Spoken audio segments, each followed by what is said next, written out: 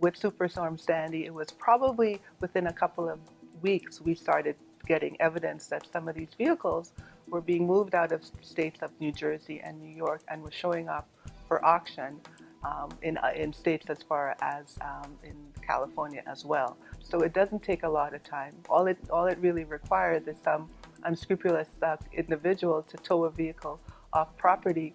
And again, they have really interesting methods of cleaning up vehicles, so they may look fine, but they really are ticking time bombs from a safety perspective. So it doesn't take very long for those vehicles to spread across the country.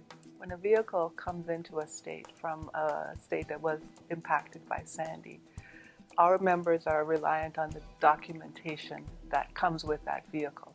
Because typically, our members don't necessarily inspect a vehicle to be retitled unless there is a known problem with the vehicle. So if for some reason a vehicle that was affected by Sandy found its way into another jurisdiction in a very short time, so their paperwork looks good, the title documentation is fine, so there really isn't anything that looking at the documentation that our members can tell. Fortunately though, there is the opportunity for them to do a check into NMVTIS. And there may be information in NMVTIS that may help them determine that this may be a Sandy-affected vehicle. The National Motor Vehicle Title Information System, and it really is what the name denotes. It's a national system that captures vehicle title information. The intent of the system is that states are to provide their title and brand information to the system and update that information regularly. As well, junkyards, salvage yards, and any organization that has in its possession vehicles that are deemed junk salvage should be reported into NMVTIS. Additionally, insurance companies, and this is an important aspect, if they deem a vehicle to be a total loss, they are required under the laws of NMVTIS to report that information to NMVTIS. So it really is a database, national database that contains title information, vehicle brand information, and any indication as to whether or not the vehicle has been deemed junk, salvage, or total loss. In terms of vehicles that have been affected by flood damage and how our members can assist in the process and use NMVTIS, typically if the vehicle is in one of those states that's been affected by Superstorm Sandy, and they have what we call a brand, which is a label that's affixed to the title record that says this vehicle is junk, salvage, or what have you. If they have that process, they may by this point have added that brand indicator to their NMVTIS record.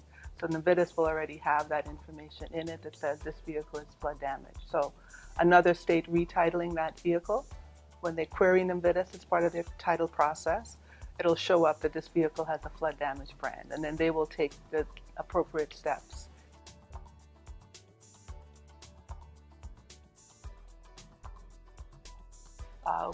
You don't know what you don't know. So if our members who are not currently participating in NMVTIS don't have the ability of checking, they may in fact be missing situations. So if someone presents with a clean document, it could be a valid document, but it may not be the most current. Because they're not checking NMVTIS, they're not able to see the national view on that particular vehicle. So they're really blind to the true history behind the vehicle. So absolutely, situations like Superstorm Sandy really has highlighted the importance of our members participating and using NMVTIS as part of their title processing.